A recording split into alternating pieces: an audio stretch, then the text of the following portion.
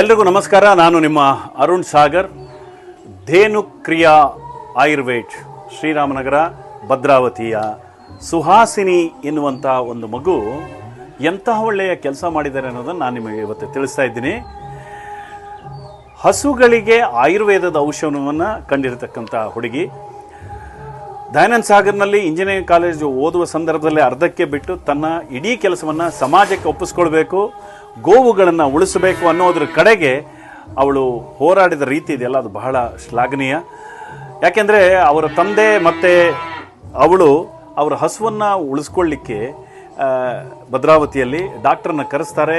Doctor ಕೊಟ್ಟು ಒಂದು injection ಕೊಟ್ಟಾದ ಮೇಲೆ ಕೂಡ ಹಸು ಉಳಿಯಲ್ಲ, ತಕ್ಷಣ ಸಾಯುತ್ತೆ. ತಕ್ಷಣ ತಾವು ಪ್ರೀತಿಸಿದಂಥ ಗೋಗಳು ಇವೆಲ್ಲವೂ ಉಳಿಬೇಕು, ಇದಕ್ಕಾಗಿ ನಾನು ಏನಾದ್ರು ಮಾಡಬೇಕು ಅಂತ ನಿರ್ಧಾರ ಮಾಡಿ ಆಯುರ್ವೇದದ ಔಷಧವನ್ನು ಕಂಡುಹಿಡಿಯೋದಕ್ಕೆ ಶುರು ಮಾಡ್ತಾರೆ.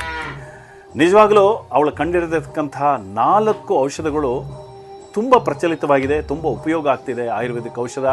ಅದರಲ್ಲಿ ತಪಸ್ವಿ ಎನ್ನುವಂಥದ್ದು, ಅಂದರೆ ಈ ಹಸು ಏನಿದೆ, ಹಸು ಹಾಲು ಕೊಡುವಂತಹ ಜಾಗ ಏನಿದೆ ಕೆಚ್ಚಲು, ಅಲ್ಲೇನಾದ್ರು ಊತ ಬಂದಾಗ, ಅಲ್ಲೇನಾದರೂ ನೋವಾದಾಗ ಅದಕ್ಕೆ ಲೇಪನ ಮಾಡುವಂಥ ಔಷಧಿಯನ್ನು ಕಂಡುಹಿಡಿದಿದ್ದಾರೆ. ಚಿಗುರು ಅನ್ನುವಂಥದ್ದು, ಅಂದರೆ ಅವು ಚರ್ಮದ ಮೇಲೆ ಗಾಯಗಳಾದಾಗ ಅದಕ್ಕೆ ಲೇಪನ ಮಾಡಿರ್ತಕ್ಕಂಥ ಒಂದು ಲೇಪನ, ಅಂದರೆ ಔಷಧ ಆಯುರ್ವೇದಿಕ್ಕು.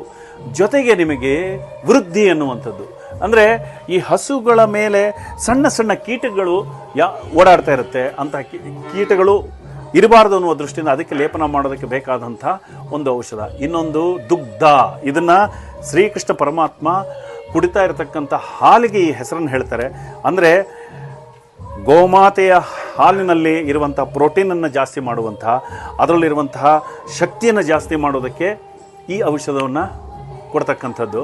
ನಿಜವಾಗಲೂ ಈ ಗೋಮಾತೆ, ನನ್ನ ತಾಯಿ ನನಗೆ ಹಾಲು ಕುಡಿಸ್ಬೇಕಾದ್ರೆ ಎದೆ ಹಾಲು ಇಲ್ಲದೆ ಇದ್ದಾಗ ಈ ತಾಯಿಯ ಹಾಲನ್ನು ಕುಡದೆ ನಾವೆಲ್ಲರೂ ಬೆಳೆದಿರೋದು. ಹಾಗಾಗಿ ಆ ತಾಯಿಗೆ ಏನೇ ನೋವಾದರೂ ಅದಕ್ಕೆ ಬೇಕಾದಂಥ ಯಾವುದೇ ಔಷಧಿ ಇರ್ಬೋದು, ಅದನ್ನು ಸುಹಾಸಿನಿಯವರನ್ನು ನೀವು ಕಾಂಟ್ಯಾಕ್ಟ್ ಮಾಡಿದರೆ ಅವರು ನಿಮಗೆ ಎಲ್ಲ ರೀತಿಯ ಅದರ ಬಗ್ಗೆ ತಿಳುವಳಿಕೆಯನ್ನು ಕೊಡ್ತಾನೆ ಆಯುರ್ವೇದದ ಟ್ರೀಟ್ಮೆಂಟನ್ನು ಕೊಡ್ತಾರೆ.